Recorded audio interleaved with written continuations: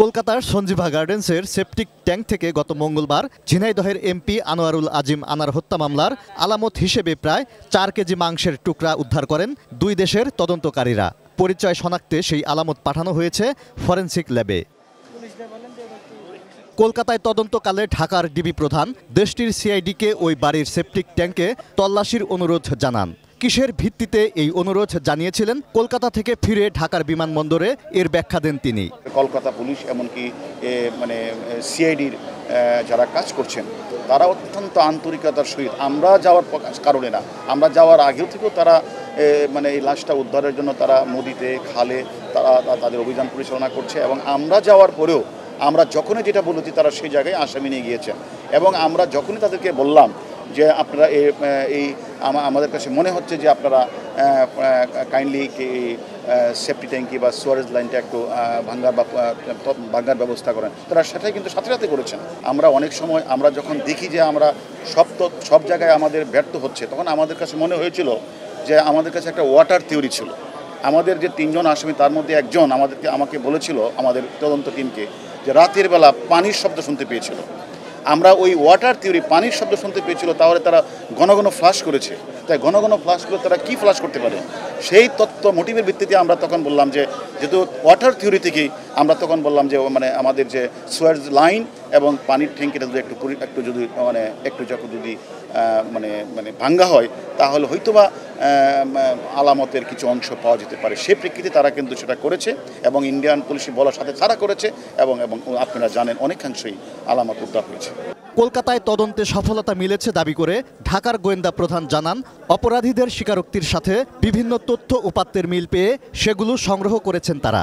মূল ঘাতকের কাছে আমরা অনেক তথ্যপত্র পেয়েছি, সেই তথ্যপত্রগুলো ক্রস এক্সামিন করার জন্য আমরা এছাড়া এখানে যে আমরা যে এভিডেন্সগুলি পাচ্ছিলাম, আমরা সরাসরি সেখানে গিয়ে যে ডিজিটাল এভিডেন্সগুলি আমরা সরাসরি আমরা দেখলাম এবং সেখান থেকে তারা যে অপরাধীরা কোন সময় কোন গাড়িটা ব্যবহার করেছে, তারা কোন কোন জায়গায় গিয়েছে এবং আমাদের যে মাননীয় সাংসদ কোন সময় তারা সেখান থেকে তাদের রুমে ঢুকেছে, এগুলি আমরা বাস্তবিকভাবে ডিজিটাল এভিডেন্সের জন্য আমরা সেগুলি প্রত্যক্ষভাবে সেগুলি আমরা দেখেছি এবং আমরা আপনারা জানেন মামলার 362-364 চেতনা অনুসারে যতক্ষণ পর্যন্ত ভিকটিম অথবা ভিকটিমের অংশবিশেষ অথবা খণ্ডিত অংশ উদ্ধার করা না যায়, সেক্ষেত্রে আসলে মামলাটা তদন্তকারী কর্মকর্তার ধরেন মেডিকেল রিপোর্ট, তারপরে সুরতহাল রিপোর্ট, ভিসেরা রিপোর্ট, এগুলি জমা দিতে তদন্তকারী কর্মকর্তাকে অনেক বেগ পেতে হয় এবং এগুলি না হলে মামলাটা নিষ্পত্তি করা অনেক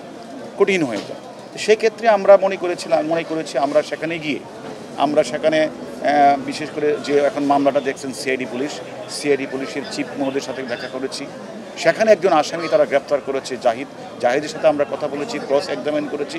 আমরা ঘটনাস্থলে গিয়ে আমরা সেখানে এই রোদ, আপনারা জানেন প্রচণ্ড বৃষ্টি, ঝড় তুফানের মধ্যে আমরা আমাদের টিমকে সাথে নিয়ে, কলকাতা পুলিশের সিআইডিকে সাথে নিয়ে আমরা ঘটনাস্থলও ভিজিট করি এবং সেখানে গিয়ে আমরা চাক্ষুষ ভাবে আমরা ওই যে এখানের অপরাধী যে আমাদের যা বলেছিল মূল ঘাতক, তার সাথে আমরা এখানে মিলানোর চেষ্টা করেছি এবং মিলিয়ে আমরা তার সাথে তার হুবহু মিলও পেয়েছি এবং তারা সেখানে কীভাবে অপরাধটি সংগ্রহ সেই সম্পর্কে আমরা তথ্য পেয়েছি এবং আমাদের মূল কাজ ছিল একটা হলো যে আলামতটা উদ্ধার করা। আলামত উদ্ধারে আমরা কলকাতা পুলিশকে সহযোগিতা করা। দ্বিতীয়ত ছিল আমাদেরকে সেখানে যে সিসিটিভি মাধ্যমে ডিজিটাল এভিডেন্স আমরা কালেকশন করা এবং আমরা পাশাপাশি বিভিন্ন যে পারিপার্শ্বিক সাক্ষ্য প্রমাণগুলি রয়েছে ওই অপরাধীর কাছে আমরা যে তথ্যগুলি পেয়েছি সেগুলি আমাদের কাছে যে মূল অপরাধী গ্রেপ্তারটা মিলিয়ে দেখার কাজটা আমরা করেছি। আমি এই ক্ষেত্রে মনে করি যে যেহেতু আমাদের কাজ ছিল 3টা, একটি হলো আমরা সেখানে ঘটনাস্থলে যাব, আমরা সেখানে সব কিছু খতিয়ে দেখব এবং আমরা তদন্তকারী কর্মকর্তার জন্য যে মূল বিষয় ভিকটিমের খণ্ডিত অংশ, পুরো অংশ অথবা অংশবিশেষ উদ্ধার করা, আমরা মনে করি যে এইরকম যে তারা এই বাসায় থেকে তারা যেভাবে তারা এই কাজটি করেছে, আমি মনে করি যে যে সেখানে যেভাবে তারা সেফটি ট্যাঙ্কি অথবা সোয়ারেজ লাইনগুলি আমরা তাদেরকে রিকোয়েস্ট করেছিলাম এটি দেখার জন্য এবং আমরা মনে করি সেখান থেকে আমরা কিন্তু অনেকাংশই ভিকটিমের শরীরের কিছু অংশ কিন্তু পাওয়া গিয়েছে। এটা যদিও এটাকে এখন তারা ফরেনসিক ফরেন্সিক রিপোর্ট বা ডিএনএ টেস্ট করবে, করে চূড়ান্ত জানাবে। তবে আমরা প্রাথমিক যেটা মনে করি যে সেখানে স্বাভাবিকভাবে এই মাংসগুলি এভাবে ফ্লাশের মাধ্যমে যায় না। সেক্ষেত্রে আমরা মনে করছি তারই হবে। তারপরেও আমরা এখানে একটা ডিএনএ টেস্ট হবে, ফরেন্সিক রিপোর্ট হবে, তারপরে চূড়ান্ত জানা যাবে। এক্ষেত্রে আমি মনে করি আলহামদুলিল্লাহ আমরা যে বিষয়গুলি চেয়েছিলাম আমরা সবগুলি আমার তথ্যপত্র আমরা পেয়েছি, এবং আমরা মনে করি আমরা এক্ষেত্রে আমরা বলবো যে শতভাগ আমরা সফল। এই মামলাটা কিন্তু মূলত আমরা একটা কনক্লুসিভ পর্যায়ে নিয়ে এসেছি, কারণ আমাদের এখন আর যে আমাদের যে আলামতটি আমাদের কোনো সমস্যা হওয়ার কথা না। পাশাপাশি আমাদেরকে পারিপার্শ্বিক সাক্ষ্য ডিজিটাল এভিডেন্স আমাদের কাছে রয়েছে, সব কিছু আমাদের, এবং দুই পক্ষের গুরুত্বপূর্ণ আসামিরা গ্রেপ্তার রয়েছে, এবং তাদের কাছ থেকে তথ্যপত্র নিয়ে আমি মনে করি আমরা মামলাটার কনক্লুসিভ পর্যায়ে আছে। এখন আমাদের কাজটা হবে কিছু আসামি যারা বাইরে অবস্থান করছেন তাদেরকে দ্রুতই ফিরিয়ে এনে দুই দেশের ঐকান্তিক প্রচেষ্টার মাধ্যমে আমরা দ্রুতই তাদেরকে ফিরিয়ে আনার চেষ্টা করব। হত্যার মোটিভ খুঁজে না পাওয়ার কারণ হিসেবে পরিকল্পনাকারীদের কাউকে গ্রেপ্তার করতে না পারাটাই দায়ী মনে করেন হারুন অর রশিদ। তবে তাদের গ্রেপ্তারে ভারতকেও ইন্টারপোলের সহায়তা নিতে অনুরোধ জানিয়েছেন তিনি। এই যে শিমুল ভুইয়া, তাকে যে নিয়ে গেলেন ওই সঞ্জীবা গার্ডেনে, সেখানে উনি কি আবার নতুন ব্যবসায়ী সেজে নতুন ব্যবসায়ীর মিথ্যা তথ্য দিয়ে সেখানে নিয়ে গিয়েছিলেন কিনা, আমরা কিন্তু সবগুলি কিন্তু, এবং আপনারা যারা সাংবাদিক ভাইরা আছেন আপনারাও অনেক ধরনের তথ্য আপনারা আমাদেরকে দিচ্ছেন, সব কিছু আমরা বিচার বিশ্লেষণ করছি। পাশাপাশি ইন্ডিয়ান পুলিশ এগুলো বিচার বিশ্লেষণ করছে। হঠাৎ করে কোনো একটা মোটিভ, কোনো একটা উদ্দেশ্য স্পেসিফিক এই বলাটা এই মুহূর্তে সঠিক হবে না। একজন অপরাধী আমরা জানি যে তথ্যপত্র বিশ্লেষণ দেখেছি সে এখন কাঠমান্ডুতে আছে। আরেকজন অপরাধী যেহেতু আপনারা জানেন যে মূল মদতদাতা বেনিফিশিয়ারি, সে এখন ইউএসএ অবস্থান করছে, সে আমেরিকান পাসপোর্ট। এখন আপনারা জানেন যে আমাদের দ্রুতই আমরা তাদের মোবাইল নাম্বার, তাদের পাসপোর্ট, সব কিছু তথ্যপত্র সংগ্রহ করে আমাদের ইন্সপেক্টর জেনারেল পুলিশ মহোদয় ইন্টারপোলকে অবহিত করেছেন। ইন্টারপোলের মাধ্যমে কাঠমান্ডু যে এম্বাসি, যেটা যে নেপালের এম্বাসি বা নেপাল কর্তৃপক্ষকে অবহিত করেছে। আমরাও আনঅফিশিয়ালি কাঠমান্ডু যে বাংলাদেশের যে এম্বাসি রয়েছে, সেই এম্বাসির সাথে আমরাও প্রতিনিয়ত যোগাযোগ রাখছি, এবং আমরা বিভিন্ন ধরনের তথ্যপত্র দিয়েও কথাবার্তা বলছি। সেটা আমরা মনে করি কাঠমান্ডু আমাদের হাইকমিশন দেখছে, এটার মধ্যে আমাদের ইন্টারপোলকে অবহিত করেছি।